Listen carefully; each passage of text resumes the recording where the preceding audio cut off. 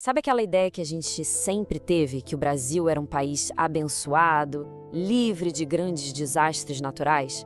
Pois é, tornados, isso era coisa de filme americano, algo muito longe da nossa realidade. Bom, essa certeza, essa tranquilidade, ela foi pulverizada. O que a gente está vendo acontecer é uma mudança drástica, uma nova realidade climática se impondo à força.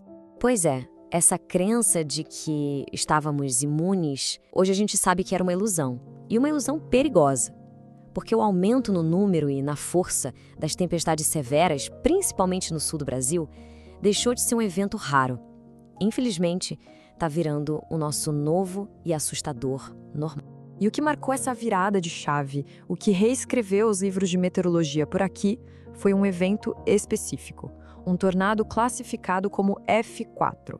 Para quem não está familiarizado, a escala Fujita vai até F5. F4, isso está no topo do que é considerado violento e destrutivo. E isso aconteceu bem aqui, no coração do Paraná. Agora, o que significa F4 na prática? Significa ventos, olha isso, de mais de 330 km por hora. É mais rápido que um carro de Fórmula 1 em reta. É uma força que não só destelha uma casa, ela varre uma casa de tijolos do mapa. Arremessa carros como se fossem brinquedos. É literalmente inacreditável. E o resultado dessa fúria toda? Em Rio Bonito do Iguaçu, o rastro foi de destruição quase total. Cerca de 90% da área urbana da cidade foi devastada. Pensa nesse número, 90%. Não é à toa que as equipes de resgate que chegaram lá descreveram o cenário como uma verdadeira zona de guerra. E talvez nada traduza melhor o terror desse momento do que o relato de quem sobreviveu. Uma pessoa descreveu o som como o de uma bomba atômica. Imagina só. É o som de algo que a gente achava que nunca ia viver, se tornando real bem ali na nossa frente. Entender a dimensão dessa catástrofe é fundamental. Não só para entender o que aconteceu, mas principalmente para a gente se preparar para o que vem pela frente. E os números do rescaldo são impressionantes, para dizer o mínimo. O tornado não foi um evento pontual. Ele viajou por 75 quilômetros. O rastro de destruição chegou a ter mais de 3 quilômetros de largura em alguns pontos. 11 cidades foram afetadas. E o custo humano foi altíssimo, com 6 vidas perdidas e mais de 835 pessoas feridas. Tá, mas como? Como é que uma tempestade com essa força toda se forma aqui no Brasil? A resposta está num tipo bem específico e muito perigoso de fenômeno meteorológico. O nome desse monstro é supercélula. E olha, isso não é uma tempestade comum, daquelas de verão. Imagina uma estrutura gigantesca com quilômetros de altura que tem um motor próprio girando sem parar.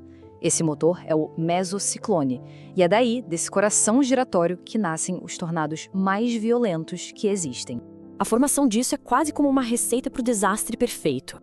Primeiro, você pega uma frente fria bem forte e joga ela contra um ar super quente e úmido. Esse choque cria nuvens explosivas gigantescas. Aí, o vento em diferentes alturas começa a soprar em direções diferentes, o que cria um tipo de rolo, um tubo de ar girando na horizontal. O passo final, uma corrente de ar muito forte sobe, pega esse tubo e vira ele de pé. Pronto, o mesociclone, o motor do tornado, nasceu. E o mais impressionante é que isso não acontece em qualquer lugar. Não é por acaso. Existe uma região específica, uma área de altíssimo risco, uma verdadeira rodovia para essas supertempestades passarem. Isso é algo que pouquíssima gente sabe. A América do Sul tem o segundo corredor de tornados mais ativo do mundo. Essa área pega o sul do Brasil, o Paraguai, o Uruguai e o norte da Argentina. A gente só perde em atividade para o famoso tornado Eley dos Estados Unidos. E o que alimenta esse corredor? Pensa num rio voador, um rio atmosférico. É o que os cientistas chamam de jato de baixos níveis. Ele traz todo o ar quente e úmido lá da Amazônia. Quando esse rio chega na Cordilheira dos Andes, ele bate no paredão, não consegue passar. Então todo esse fluxo de calor e umidade é desviado direto para o sul, funcionando como combustível puro para a formação daquelas supercélulas. Tudo bem, o mecanismo existe, mas a pergunta que não quer calar é: por que agora? Porque esses eventos estão ficando tão mais frequentes e tão mais fortes. A ciência aponta para uma combinação de duas grandes forças. De um lado, a gente tem os ciclos da própria natureza, como o El Niño e a Laninha, que sempre existiram e bagunçam o clima de tempos em tempos. Mas, agindo por cima de tudo isso, tem uma força constante, uma tendência que não para de crescer: o aquecimento global. Ele funciona como um pano de fundo, jogando cada vez mais energia e mais umidade na atmosfera. O climatologista José Marengo tem uma analogia que é simplesmente perfeita para explicar isso. Ele diz que o aquecimento global funciona como esteroides para o clima. Ou seja, ele não cria a tempestade do zero, mas ele pega uma tempestade que já ia acontecer e injeta uma dose extra de energia, deixando ela muito, mas muito mais forte. Uma tempestade que antes seria só forte, hoje pode virar um monstro F3, F4. E os números não mentem. Eles mostram essa tendência de forma bem clara. O número de tornados que a gente conseguiu confirmar saltou de 55 em 2021 para 88 em 2023. E a curva continua subindo. Claro, hoje a gente registra melhor, todo mundo tem celular para filmar. Mas mesmo levando isso em conta, o aumento é real, é consistente e é, sim, muito preocupante. Bom, se essa é a nova realidade, a questão central passa a ser outra. A gente está preparado para a próxima? Porque nesses casos, a capacidade de prever um evento e alertar a população a tempo é literalmente a linha que separa a vida da morte. E nesse ponto, a gente vê um contraste muito perigoso no Brasil. De um lado, você tem o Paraná, que está investindo pesado, 90 milhões de reais, para modernizar seus radares. Do outro, o vizinho Rio Grande do Sul, que é justamente a porta de entrada para muitas dessas frentes frias, está enfrentando uma crise séria no seu sistema, com radares quebrados, licitações suspensas. Isso deixa todo mundo muito mais vulnerável.